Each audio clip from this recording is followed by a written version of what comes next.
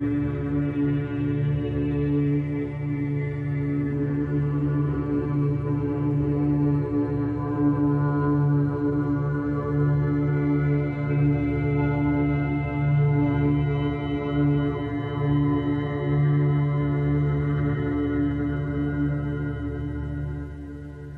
film you're about to see has no characters, it has no people.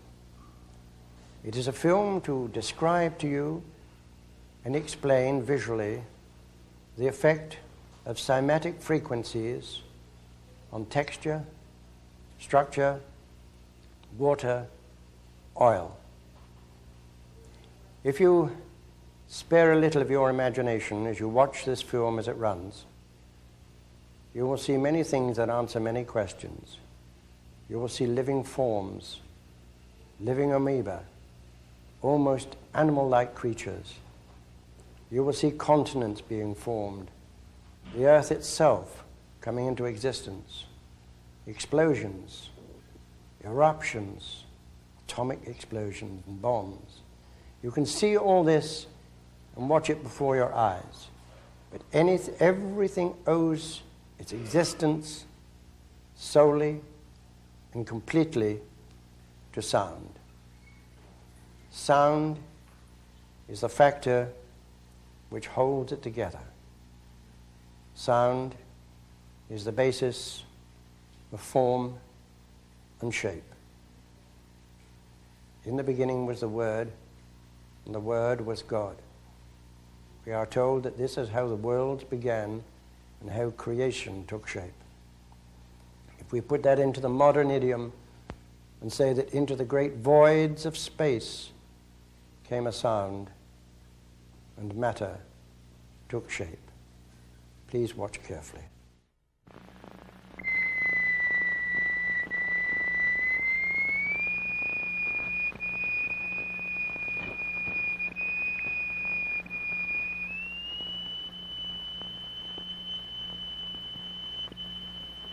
We can also use different shapes of plate.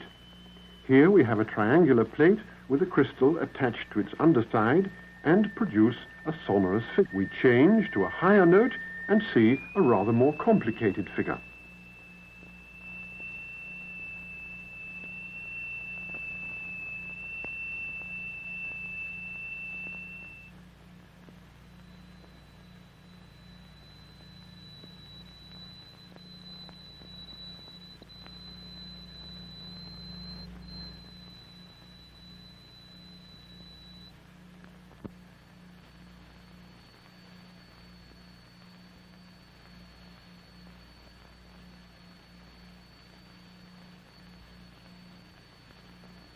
This more elaborate figure, likewise on a steel plate, is also produced by vibration. The exciting crystal is attached to the upper corner of the plate. We use sand and lycopodium. The lycopodium moves to the center of the fields and takes up circular shapes.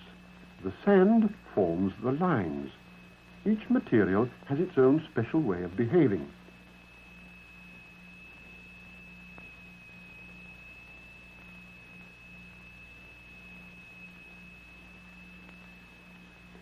Lycopodium alone, a sonorous figure, transition to a mobile flowing phase,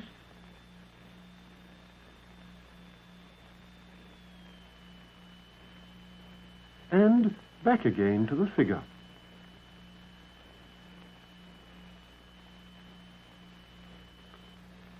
The sonorous figures represent stationary waves. But now we can also observe moving waves. Here the sand is flowing in a current.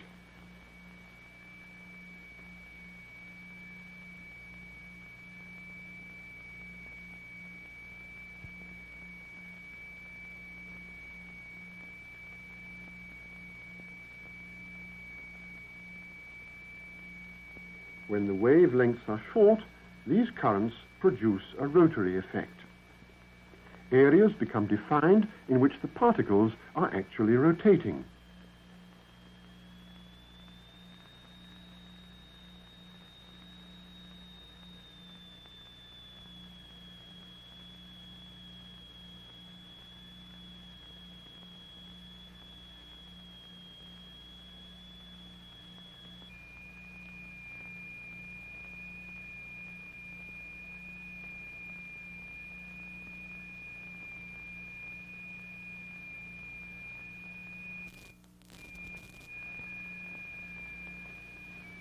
Now we produce two notes with frequencies which are so related as to cause a beat.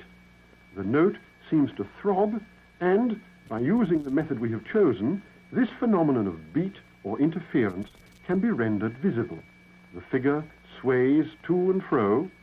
The figure pulsates.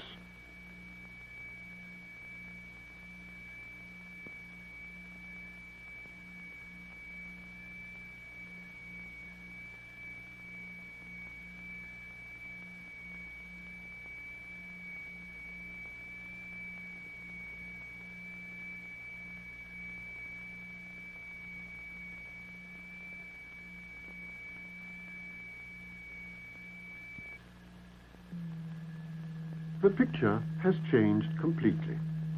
Now we are exciting fluids. Under vibration, a layer of turpentine forms a regular lattice work.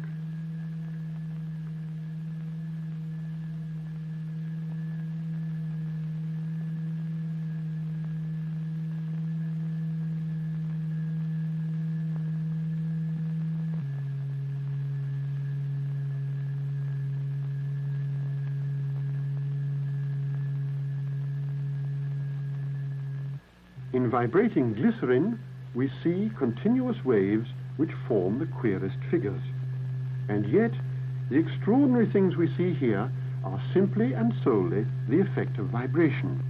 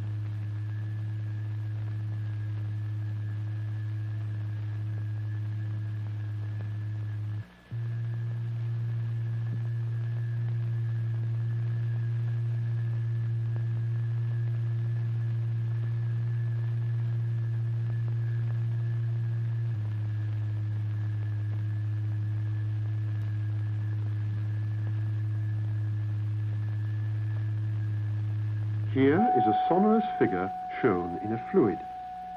There are some wave fields where there was nothing before. Where there was previously sand, now there is nothing to be seen. The dynamic phase has become the static phase. Wave fields which make the vibratory process in the plate indirectly visible.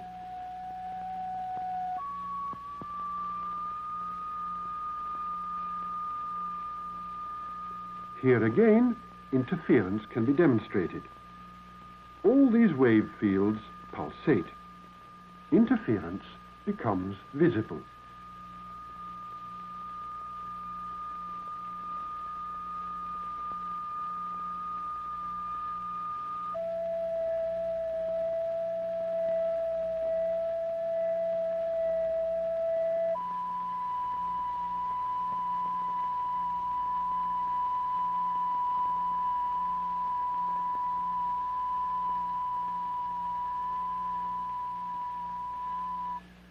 A fluid colored black is dripped into a transparent fluid. Vibration now gives rise to curious eddy formations. It is always a pair of eddies that is created. One pair after another is generated so that we finish up with a whole series of such pairs of eddies in a symmetrical arrangement.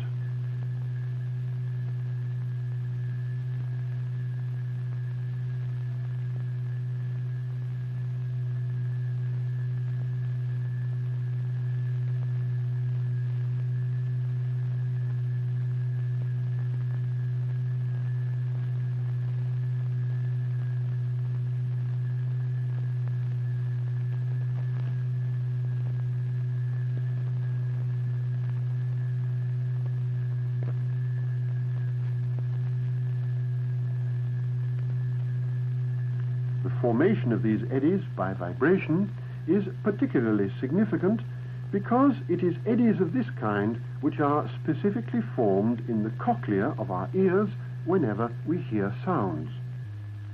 That is to say, they are not ordinary eddies as defined in rheology, but vibratory eddies, with the members of each pair turning in opposite directions.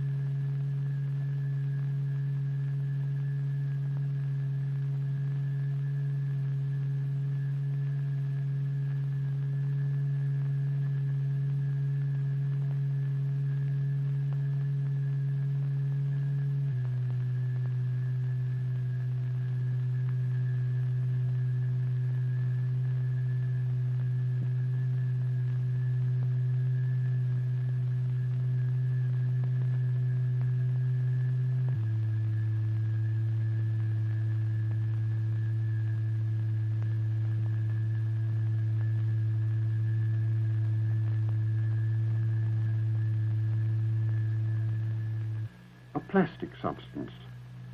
A plasticizable substance is always shaped into a ball by the wave trains of the vibrating membrane. The masses are jiggled round, but gradually proper spherical shapes are formed, created by nothing more than the vibratory process.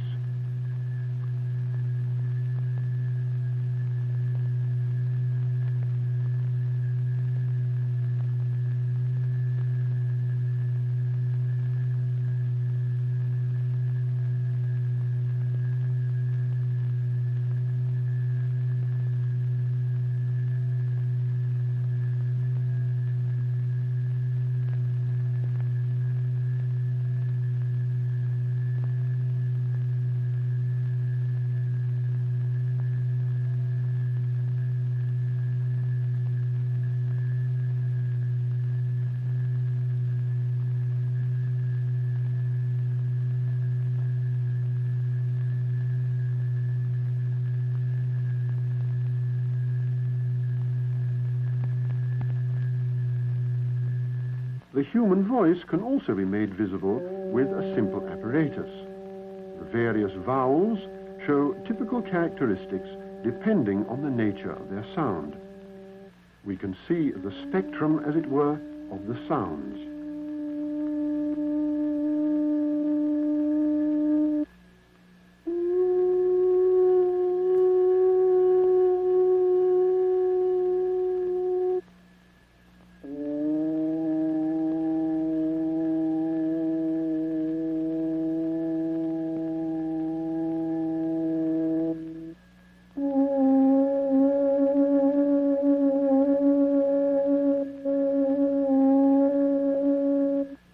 A sequence of sung notes comes out as a sequence of vibratory patterns. We can see a melody.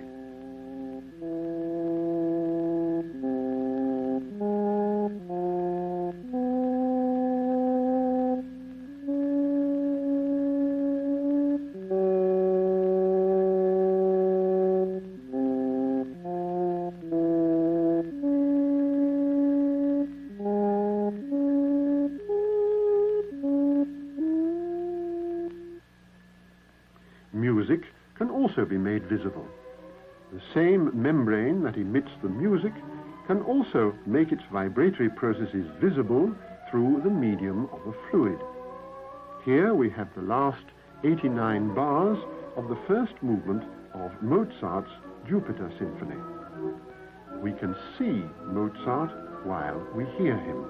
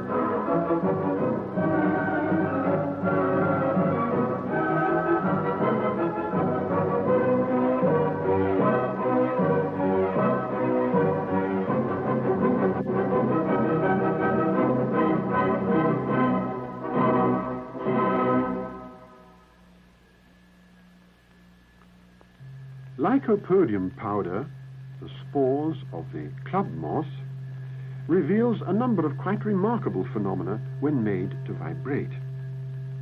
Circular shapes appear, but these are in a state of continuous upheaval. The particles are pushed outwards from the center and inwards again from the outside, and at the same time they pulsate.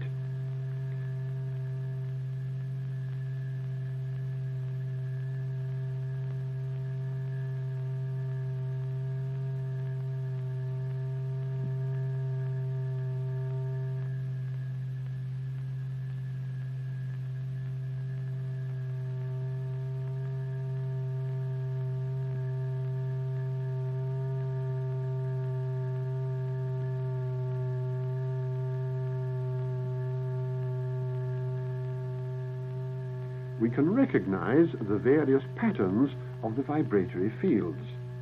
They move to and fro, unite, and separate again according to the vibratory state of the surface formed by the membrane. And we can, as it were, move over a landscape which is in a state of vibration.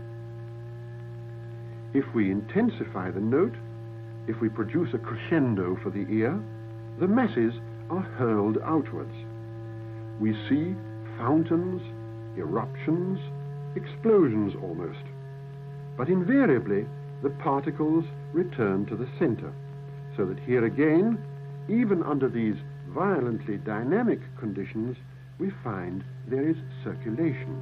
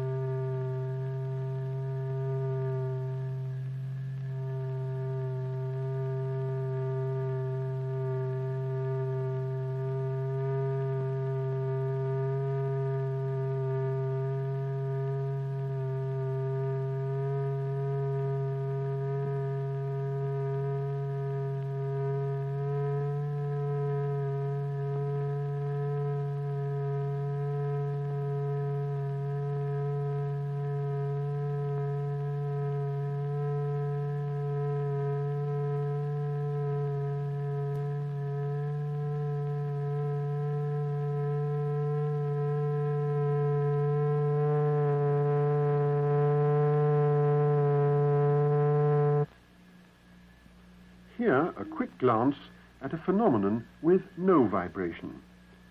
Two liquids which spread by surface tension. No vibration is involved, but this phenomenon also progresses periodically, expressing the ubiquitous law of periodicity.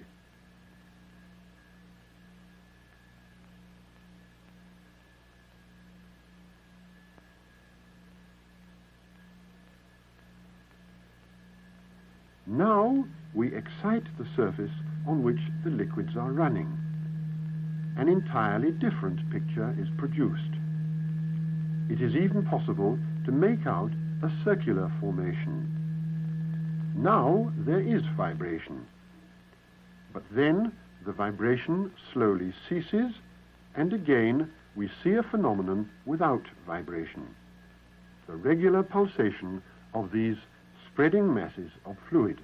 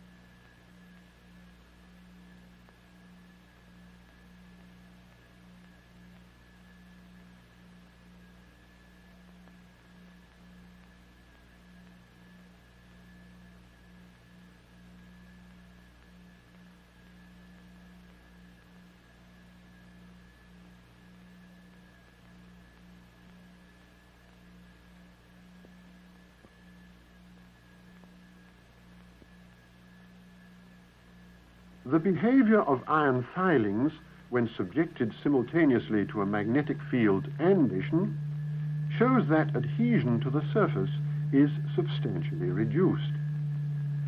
The magnetic lines of the force round the poles show up with exceptional clarity.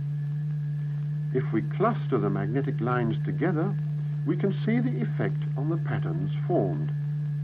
If we thin out the lines of force, the phenomenon spreads out.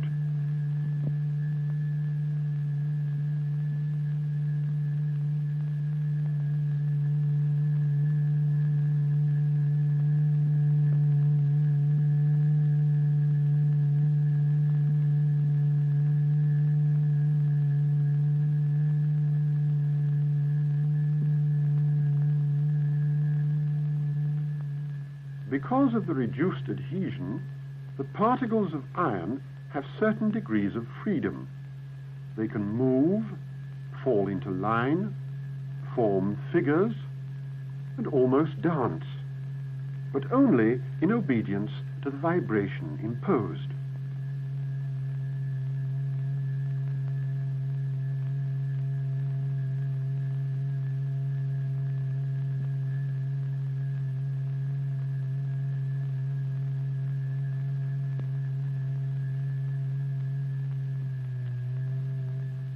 Even these serpent-like formations are produced simply and solely by vibration over areas of the vibrating membrane representing movement processes.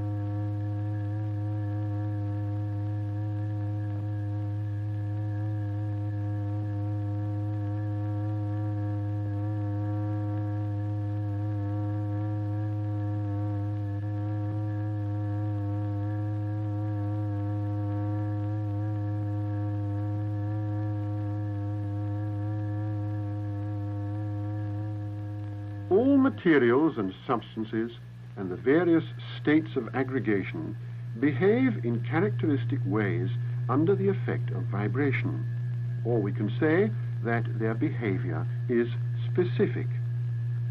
Here is a pulp. Here again, round shapes are formed, and circulation is set in motion, but in the opposite direction to that observed with lycopodium. There is a definite ripple effect caused by the wave trains in the vibrating membrane, a rich field of effects due to vibration.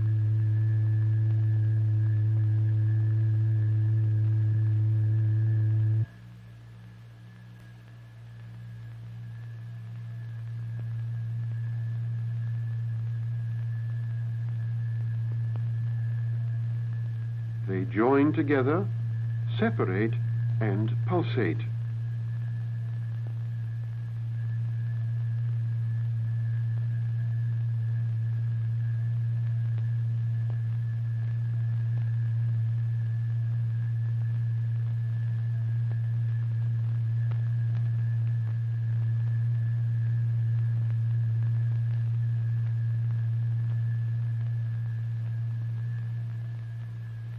If we intensify the vibration, equivalent to a crescendo for the ear, the masses are thrown into ever greater agitation.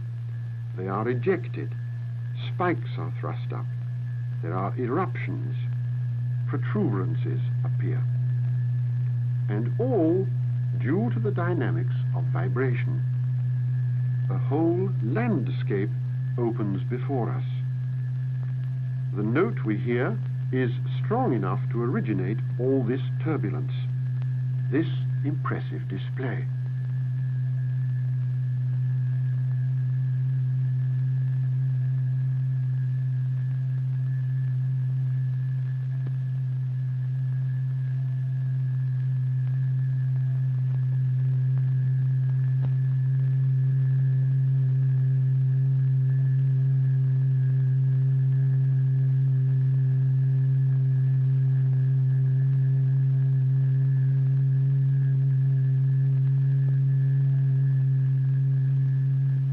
And, to end with, here, by way of contrast, is a sonorous figure, a static figure instead of a dynamic one, representing the opposite pole in the vast range of phenomena that make up the world of vibration.